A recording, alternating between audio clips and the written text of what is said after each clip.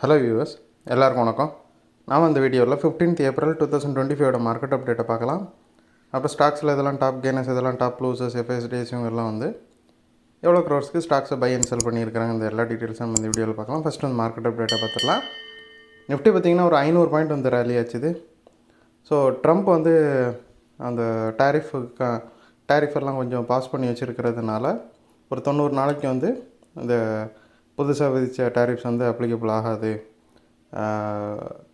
பழைய அதாவது பேஸ் ரேட்டான ஒரு 10% மட்டும்தான் அப்ளிகபிளாக இருக்கும் அப்படிங்கிற மாதிரி ஒரு இன்ஃபர்மேஷன் கொடுத்ததுனால மார்க்கெட் வந்து கொஞ்சம் ரிலீஃப் ஆகிருக்குது. அதனால் அந்த ரிலீஃப் ரேலி தான் இது.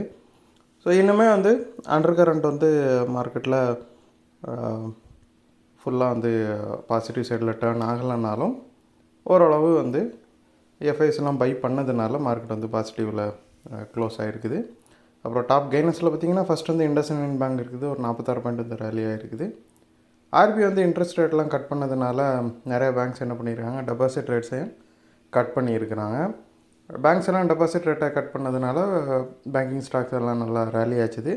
இண்டஸ்இண்ட் பேங்க் வந்து நல்லாவே விழுந்திருந்ததுனால அது கொஞ்சம் ரேலியாக பார்த்துருக்குது. அப்புறம் ஸ்ரீராம் ஃபைனான்ஸ் பார்த்திங்கன்னா ஒரு 33 பாயிண்ட் வந்து ரேலி ஆகிருக்குது. ரீசெண்டாக ஒரு டிப் இருந்துச்சு ஸ்ரீராம் ஃபினான்ஸில். ஸோ பேங்கிங் ஸ்டாக்கெல்லாம் ரேலி ஆனதுனால இதுவும் கொஞ்சம் ரேலி ஆகிருக்குது. அப்புறம் டாப் லூசஸில் பார்த்திங்கன்னா ஃபஸ்ட் வந்து ஐடிசி இருக்குது, ஒரு 1.15 வந்து விழுந்து இருக்குது. இதுக்கு காரணம் வந்து ரீசெண்டாக ஐடிசியில் வந்து ரேலி நடந்துச்சு. ஆனால் மார்க்கெட் ரொம்ப வாலட்டைலாக இருந்ததுனால டிஃபென்சிவ் ஸ்டாக்ஸான ஐடிசியில் வந்து மக்கள் வந்து இன்வெஸ்ட் பண்ண ஆரம்பித்தாங்க. ஸோ அதில் இப்போ கொஞ்சமாக ப்ராஃபிட் புக்கிங் போயிருக்குது. அப்புறம் ஹிந்துஸ்தான் யூனிலிவர் பார்த்திங்கன்னா ஒரு 4 பாயிண்ட் வந்து விழுந்துருக்குது. இதுக்கும் சேம் ரீசன் தான். ரீசெண்டாக நல்லா ரேலியை கொடுத்துச்சு. இது ஒரு டிஃபென்சிவ் ஸ்டாக்காக இருக்கிறதுனால நல்லா ரேலியாக கொடுத்தது. மார்க்கெட் வாலட்டைலாக இருக்கிறப்போ இப்போ அதில் ப்ராஃபிட் புக்கிங் போயிட்டுருக்குது. ஒரு எஃப்ஐஸ் பார்த்தோம் அப்படின்னா நான் ஃபஸ்ட்டே சொன்ன மாதிரி அவங்க பையர் சைடில் இருக்கிறாங்க. 9 கண்டினியூஸ் செல்லுக்கு அப்புறமா முறையாக வந்து பை பண்ணுறாங்க. 6065 கோடிக்கு வந்து பை பண்ணியிருக்கிறாங்க. டிஎஸ் பார்த்திங்கன்னா 4 நாளாக பை பண்ணிகிட்டு இருந்தவங்க இப்போது செல் பண்ணியிருக்கிறாங்க.